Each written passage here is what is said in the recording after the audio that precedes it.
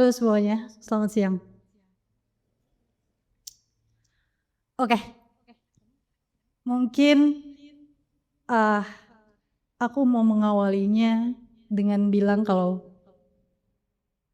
percayalah gak ada satupun cerita hidup yang sama persis antar setiap manusia di dunia ini. Tapi percayalah bahwa selalu ada satu hal seragam yang berlaku untuk setiap manusia. Bahwa hidup gak pernah mudah untuk siapapun. Dan at the end, setiap manusia pasti akan selalu dihantarkan pada pesan hidup yang itu-itu lagi. Pesan hidup tuh selalu itu-itu lagi. Dari banyaknya hal yang ada di dunia ini dan berpotensi menyakiti kita sebagai manusia, teman-teman.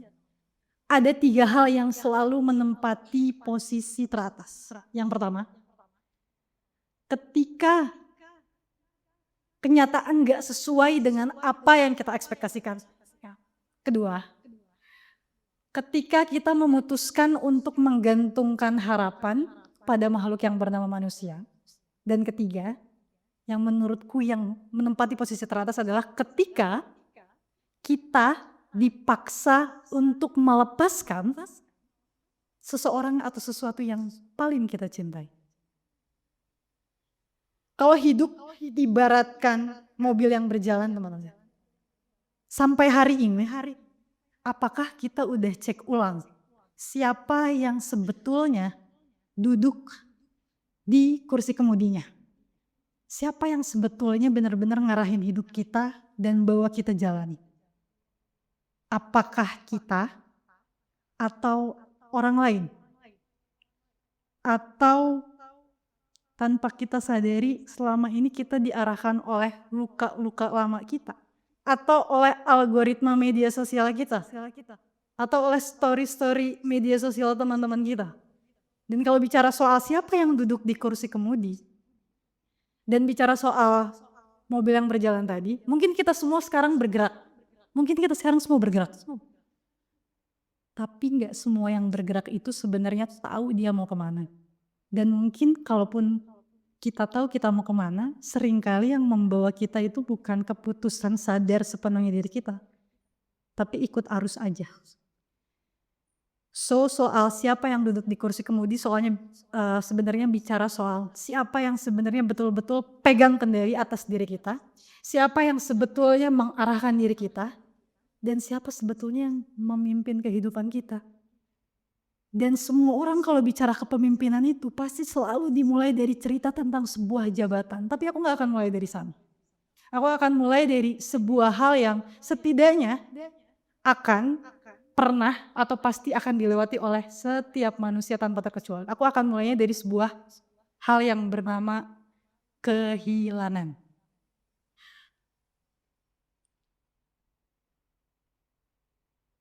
Kalian ingat gak kapan pertama kali bertanya mengapa dalam hidup kalian? Mungkin sebagian ada yang ingat, sebagian ada yang enggak. Kalau aku, izinkan aku kembali ke sekitar 22 tahun lalu. Ketika aku pertama kali masuk ke bangku taman kanak-kanak. Hari dimana pertama kalinya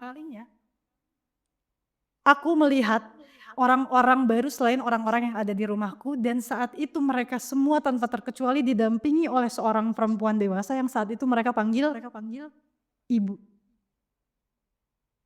Itu mungkin adalah momen pertama aku berkenalan dengan sebuah emosi yang namanya bingung.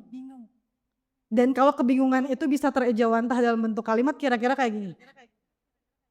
Kenapa mereka punya aku enggak ya? Anak-anak TK. Kenapa mereka ada aku enggak ada ya? Dan mungkin itu adalah kenapa pertama kalinya dalam hidup. Dan seiring berjalannya waktu, aku sadar ternyata aku kehilangan seorang ibu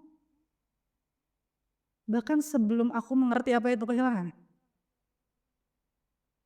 Bahwa ternyata aku kehilangan seorang ibu sebelum aku bahkan bisa mengucap kata ibu.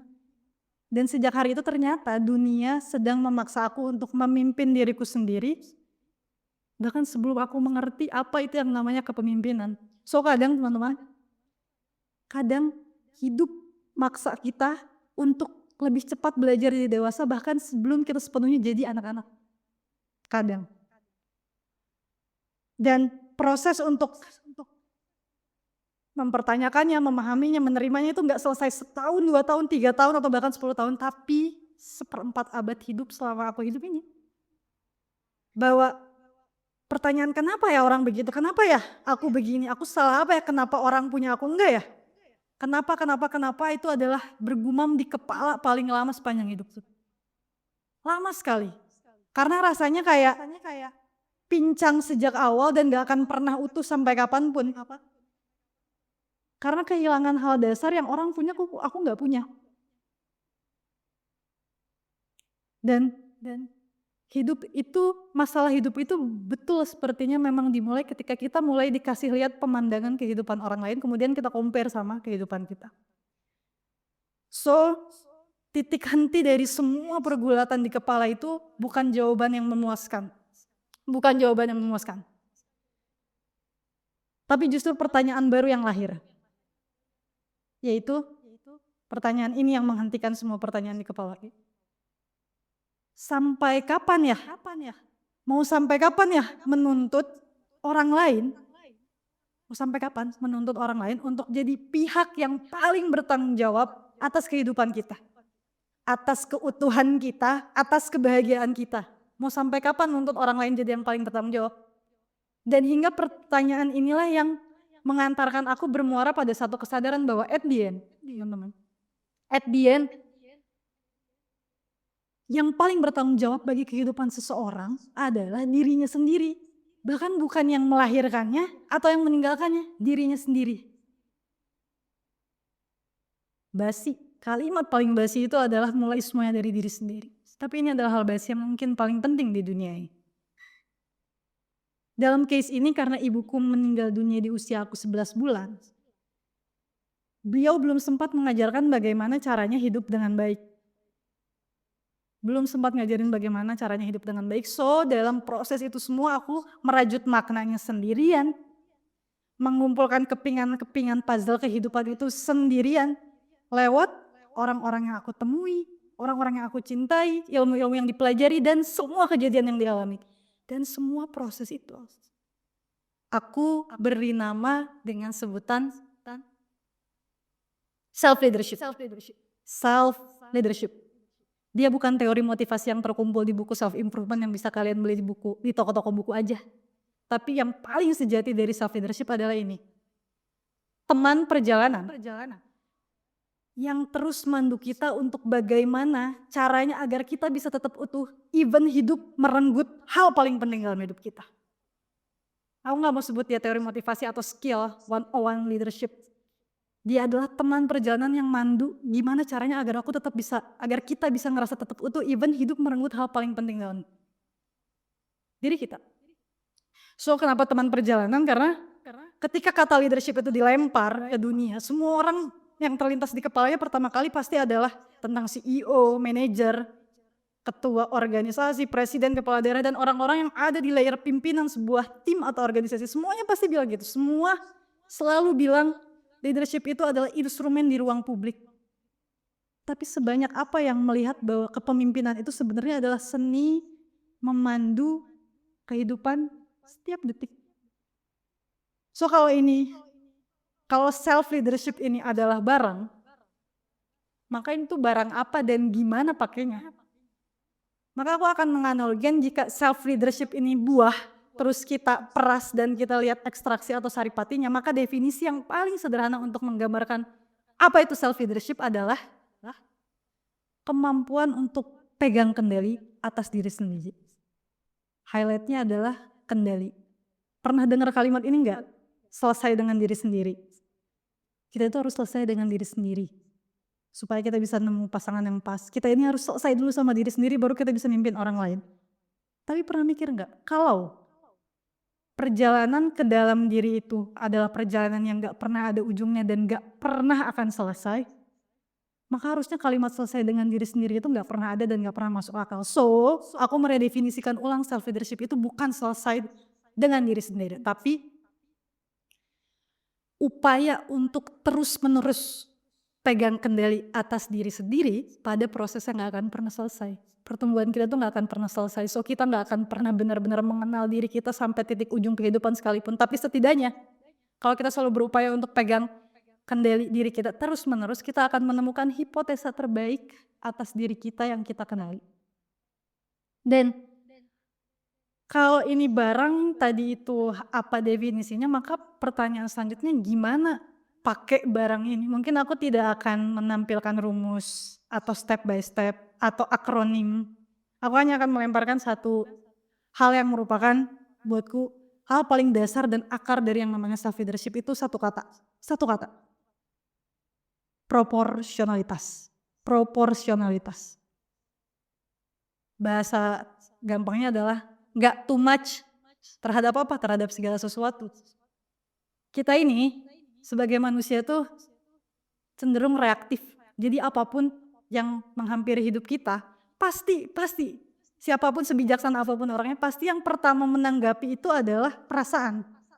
Bukan langsung pertimbangan yang bagus, enggak, pasti perasaan. So, proporsionalitas ini maksudnya adalah gimana agar ini tuh menjadi rem untuk nggak membiarkan perasaan kita menjadi satu-satunya faktor tunggal yang menentukan keseluruhan arah hidup kita. Gimana lewat proporsionalitas dan pengendalian diri itu kita nggak ngebiarin si perasaan jadi satu-satunya faktor tunggal yang nentuin cara kita ambil keputusan. Sesederhana gimana kita membedakan kapan kita hanya merasakan dan kapan ketika kita harus ambil keputusan. Bahwa beda loh antara merasakan marah dan memutuskan untuk menampakkannya dengan marah-marah. Itu dua hal yang beda. Dan bahwa beda loh merasakan sedih dengan memutuskan menampakkannya dengan memperlihatkan diri seakan-akan gak punya harapan hidup selamanya. Itu beda. Kira-kira di sekitar tahun 2015, 16, dan 17 teman-teman. Ada 3 tahun yang seumur hidupku gak akan pernah aku lupa, gak akan. 3 tahun yang paling menghancurkan hidup aku. Karena ibuku tadi wafat di usiaku 11 bulan, dari kecil aku dirawat dan dibesarkan oleh nenek kakekku. So ketika di bangku SMA tahun 2015, sebelum waktu itu berkampanye sebagai calon ketua OSIS, nenekku wafat. Setahun kemudiannya, baru sebentar pasca dilantik jadi ketua OSIS, kakekku wafat. Setahun kemudian, mungkin gak lebih dari setahun bahkan. Dan setahun kemudiannya, saat aku menjadi mahasiswa baru dari Universitas Pajajaran, rumah yang menjadi satu-satunya tempat untuk aku bisa mengingat segala memori tentang mereka, hangus terbakar habis tanpa sisa. 3 tahun tidak dikasih nafas sama hidup untuk memaknai dulu satu persatu kehilangan. Langsung dikasih nenek, kakek, rumah. Semua yang pernah kehilangan sesuatu yang paling kita cintai, kalian pasti semua di sini minimal pernah dan pasti tahu persis betapa besarnya gejolak yang diakibatkan karena kehilangan. Aku gak akan pernah lupa seberapa bergetarnya badan aku dalam momen-momen ini. Makamnya aja masih belum dikasih batu nisan saking baru sebentarnya. Dan setahun kemudian saat jadi maba, rumah habis. Dari Jatinangor tuh langsung lari ke rumah, gak ada sisa satu pun. So, gak dikasih space sama kehidupan untuk memahami dulu. Tapi aku merasa bahwa 3 kehilangannya ini tuh kompak ngasih satu pesan seragam. Kehilangan orang, kehilangan tempat tinggal, kompak ngasih satu pesan yang seragam, yaitu bahwa percayalah teman-teman, gak ada satupun nasihat dan resep yang manjur untuk mengobati rasa pedih karena kehilangan. Gak ada. Gak ada satupun, sekali lagi gak ada satupun resep yang manjur dan nasihat yang manjur untuk mengobati rasa pedih karena kehilangan itu. So apa kondisi saat itu ya hancur, sebagaimana kalian kehilangan apa yang paling kalian cintai, siapa yang gak hancur? Bahkan filsuf atau orang bijak sekalipun kalau kehilangan yang dicintai juga hancur. Tapi pertanyaannya adalah setelah itu apa? Gimana bisa survive pada kondisi yang dimana kita itu hancur? Yang hilang sih cuma 1-2 aspek kehidupan ya. Tapi ketika 1-2 aspek kehidupan itu jadi aspek paling penting dari kehidupan kita, itu rasanya yang runtuh kayak semua aspek kehidupan. Yang kehilangan nenek, kakek, tapi yang hancur tuh kayak seluruh kehidupan. Nah itu lumrah sekali. So balik lagi ke pertanyaannya, gimana bertahan dalam kehancuran itu adalah tadi. Satu kata tadi yang menjadi prinsip dari self leadership. Proporsionalitas. Sederhananya gini, kita nggak deny sama rasa hancurnya, tapi kita juga nggak too much untuk meratapi rasa hancurnya. Spesifiknya gimana? Aku kalau berangkat dari case tadi, kasih contoh aja ya. Bahwa sadarilah, nggak ada satupun manusia yang perannya itu cuma satu di dunia, itu nggak ada satupun manusia yang perannya hanya satu di dunia. So, di titik hancur lebur itu yang aku pikirkan hanya satu, bahwa peranku nggak satu. Saat itu ada peran lainnya yang dimana saat itu masih jadi ketua OSIS, masih jadi pelajar, masih jadi anak dari ayah ibu, masih jadi sahabat dari teman-teman, masih jadi kakak dari seorang adik. Dan dari setiap peran itu selalu ada turunan-turunan tugasnya yang pasti masih harus dilanjutin. Dan gak bisa aku terus menjadi cucu yang sepanjang hidup meratapi kehilangan nenek dan kakek. Dan ini adalah sebuah gambaran saja gimana melihat bahwa peran kita tuh gak satu. Ketika satu hancur, kita harus kuat mungkin ngelihat peran lainnya dan sadar bahwa masih ada tugas di peran-peran lainnya itu. Dan the show must go on. Kita gak bisa berhenti karena satu aspek kehidupan. Dan dari situ aku cuma ingin buktiin bahwa self leadership bukan teori motivasi, tapi nafas harian. So dari semua proses ini, kita nggak akan pernah punya cerita yang sama persis satu sama lain. Tapi satu hal, pertumbuhan itu ternyata bukan kayak naik tangga linear ke atas, konstan, kita selalu meningkat. Pertumbuhan itu seberantakan itu. Seringkali kacau, membingungkan, dan selalu nuntut kita nanya hal yang sama ujung-ujungnya. Mulai dari mana? Dan jawabannya juga akan selalu sama. Pasti dari diri sendiri. Pasti dari memimpin diri. So, the last question is, udah dicek sekali lagi belum?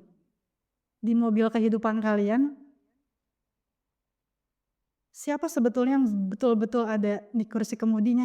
Kalian, kita, atau luka-luka kita atau orang lain?